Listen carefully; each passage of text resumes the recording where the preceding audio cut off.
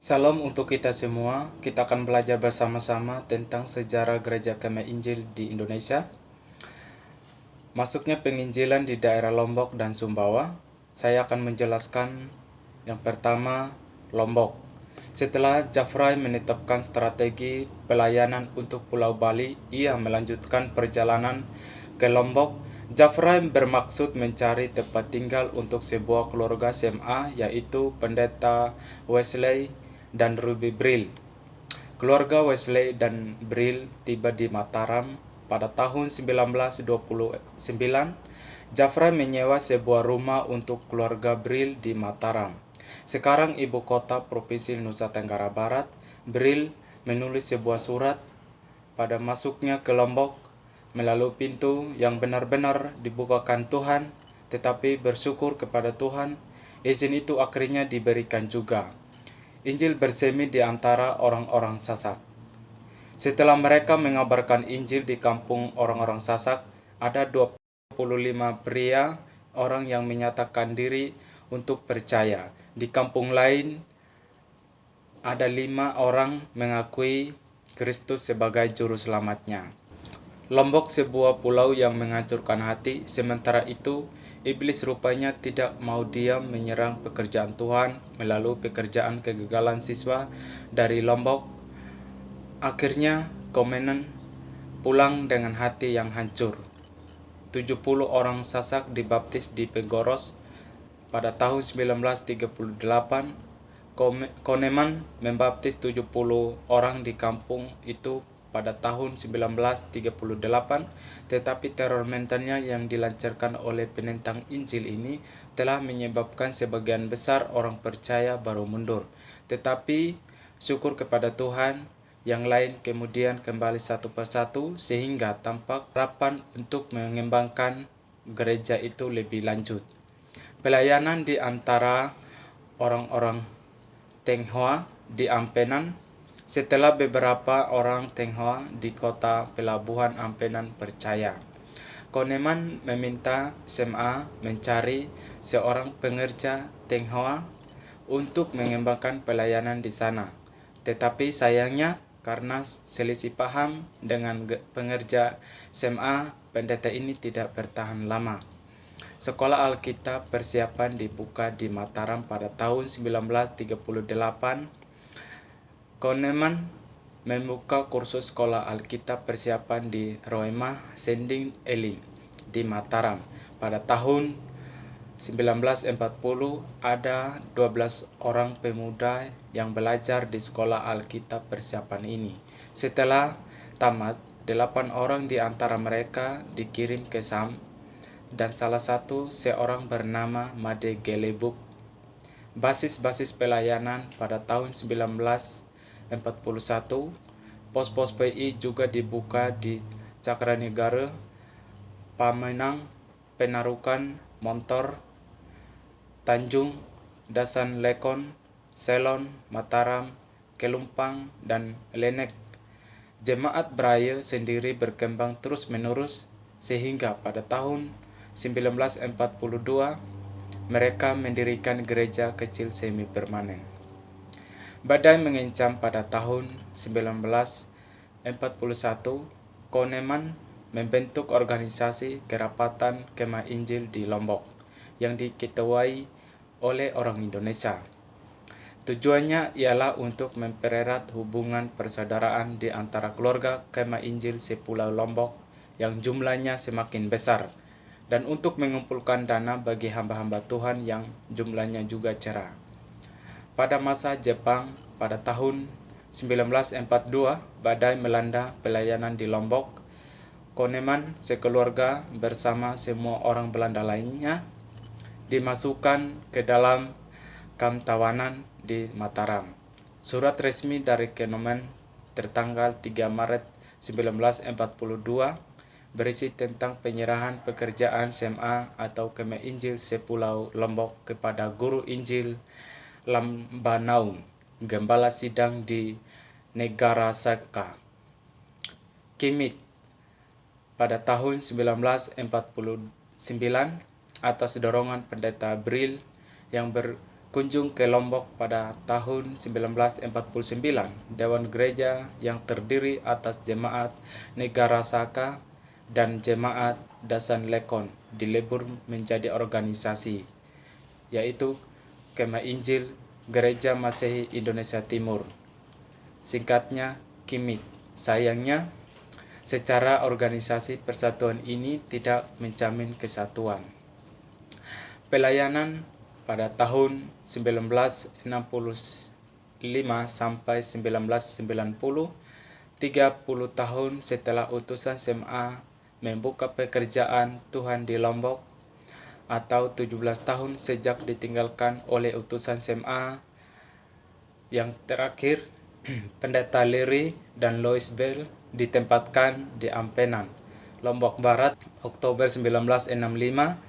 Pada tahun 1990 Pos PI dibuka di Kabupaten Lombok Tengah, dipimpin oleh Ibu Dewa Gede Rena, dan ia membeli sebidang tanah untuk rumah ibadah.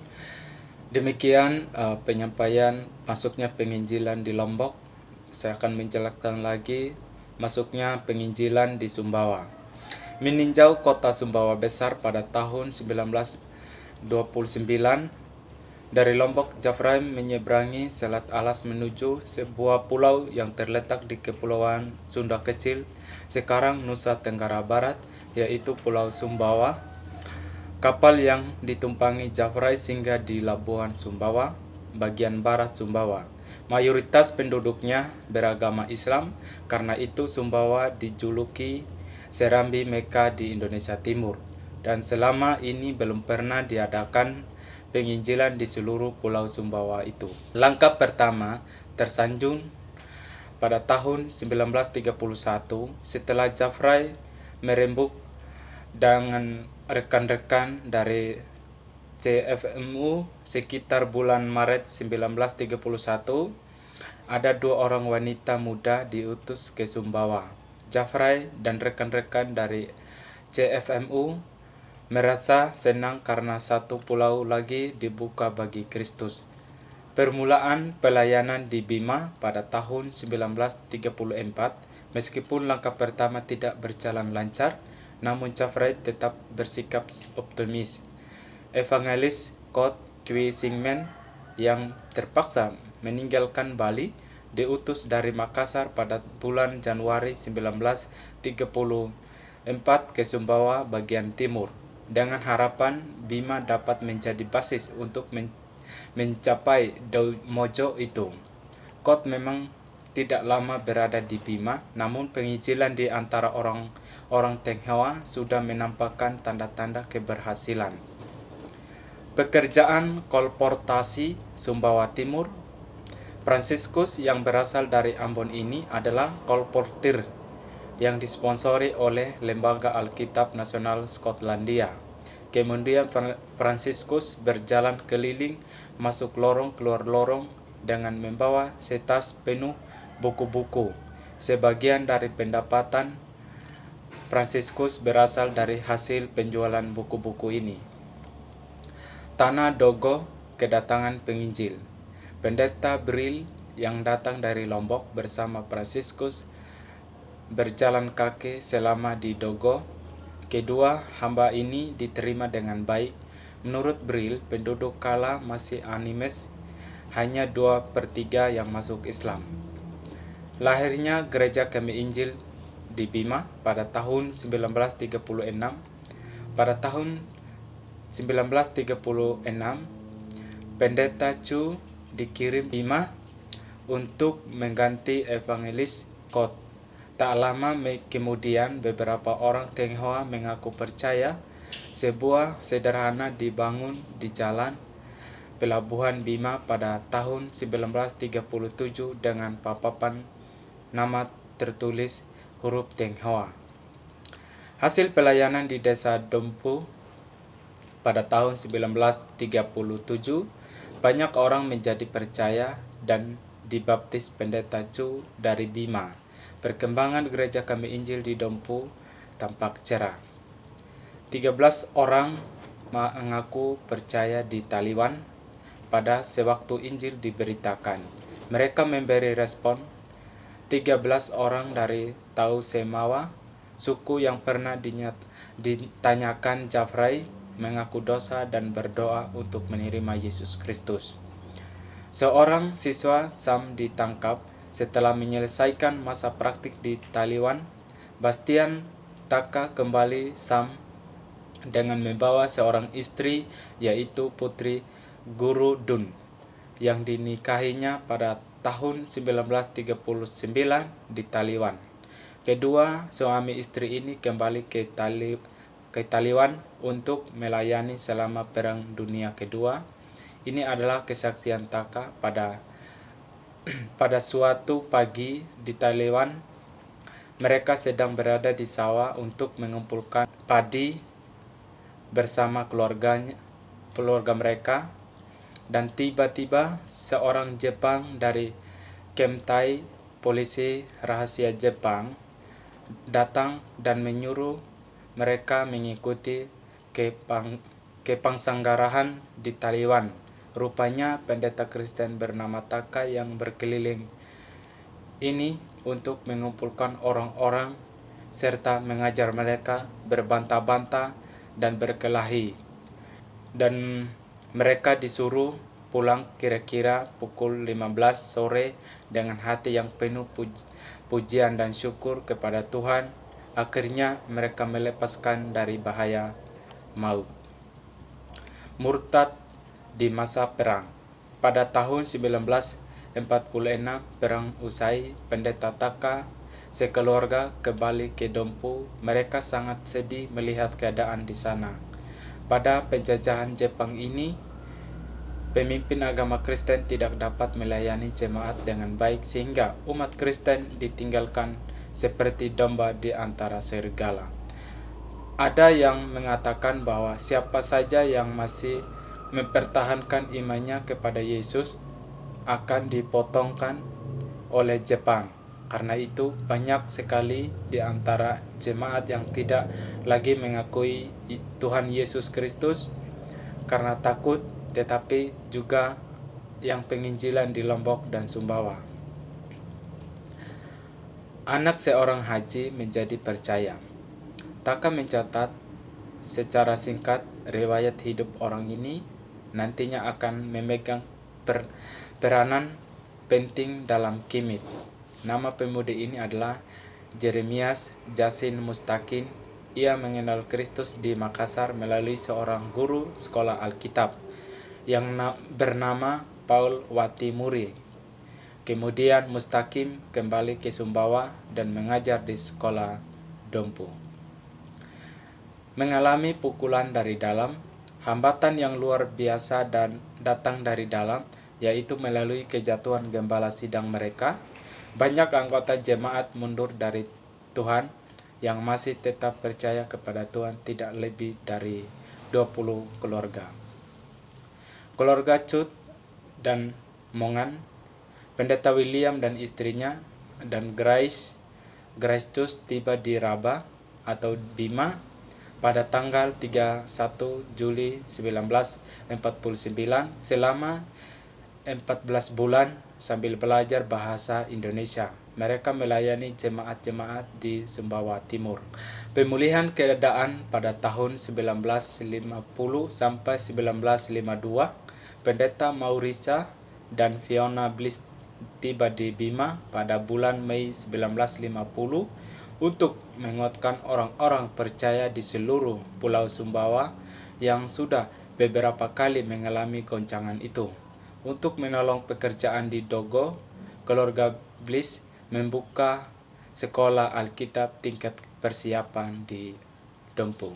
Kemah Injil Indonesia, beberapa anggota keluarga Liam dari Bima tinggal di Dompu. Mereka menjadi basis untuk pelayanan gereja Kemah Injil ini dibuka Kabupaten Sumbawa Tengah ini. Pendeta Potu melalui persekutuan di rumah Oe Chun Thai. Perkembangan pelayanan di Bima. 2 orang pengerja gereja Kemah Injil yang telah lama melayani di kota Bima atau Raba adalah Pendeta Makahening sekitar tahun 1950 sampai 1965, dan Pendeta Lambanau 1962 sampai 1974. Lalu rumah ibadah darurat dibangun Sangasari di bawah pimpinannya 1960 pada tahun 1962 dengan menggunakan truk pick-up Teksin dapat membangun sebuah rumah ibadah permanen. Gereja Sangari semakin mantap. Sebuah rumah kayu akhirnya dibongkar dan dipindahkan ke Sangari.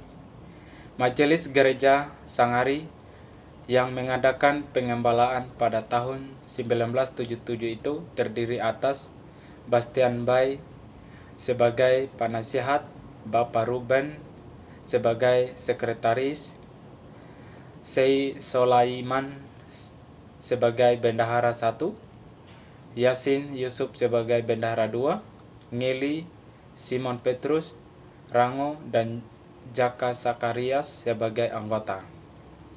Pelayanan Yakub Pelaikoil di Sangiri pada tahun 1983 sampai 1988.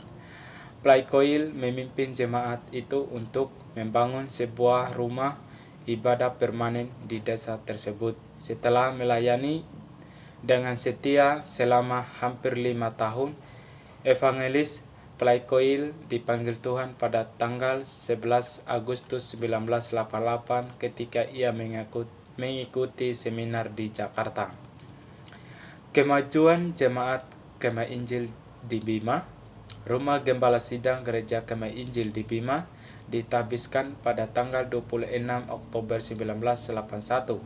Kemudian disusul dengan diadakannya kebaktian kebangunan rohani selama 5 tahun. Pendeta Nyoman Gaba membaptis 16 orang di Laut Lawata dekat Bima seusai KKR itu. Sumbawa besar. Setelah langkah yang pertama terlambat 1931, informasi yang diperoleh Sumbawa besar hanya sedikit. Jafrai berupaya untuk memulainya lagi. Pada tahun 1940, ia melaporkan telah dibuka cabang di kota pelabuhan lain, ialah Sumbawa besar. SMA kembali ke Pulau Sumbawa pada tahun 1965. Setelah 13 tahun SMA kembali bekerja di Pulau Serambi Mekah itu. Baru kali ini ada pelayanan di kota Sumbawa besar, ibu kota Kabupaten Sumbawa Barat. Timbul tenggelamnya orang Tau Saimawa di Taliwan. Pendeta Waite dan Habel Dun, seorang pegawai kantor telekomunikasi, melewatkan ke Taliwan untuk mengetahui keadaan orang-orang Kristen Sumbawa itu.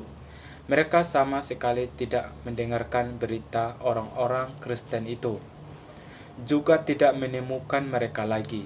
Beberapa orang dengan lantang mengejek mereka dan mengambil buku-buku dari mobil mereka, kemudian merobek-robeknya. Waite dan Dun tidur di luar kota Taliwan untuk menghindari kejadian yang tak diinginkan itu. Sumbawa besar tahun 1967 sampai 1990. Pelayanan Gereja Kemah Injil Sumbawa besar tertolong dengan adanya mahasiswa praktik dari STT Jafrai, Nyoman Enos. Kemudian Pendeta Waite membaptis 4 orang pemuda di laut. Tetapi 2 bulan setelah itu rumah pendeta ini, yang dipakai sebagai tempat kebaktian Gereja Kemah Injil, dilempari batu. Tetapi syukurlah peristiwa itu tidak menghalangi berdirinya secara resmi Gereja Kemah Injil Sumbawa besar pada tanggal 14 Januari 1968 dengan jumlah anggota 22 orang. Demikian penyampaian materi tentang masuknya penginjilan di daerah Lombok dan Sumbawa. Salam.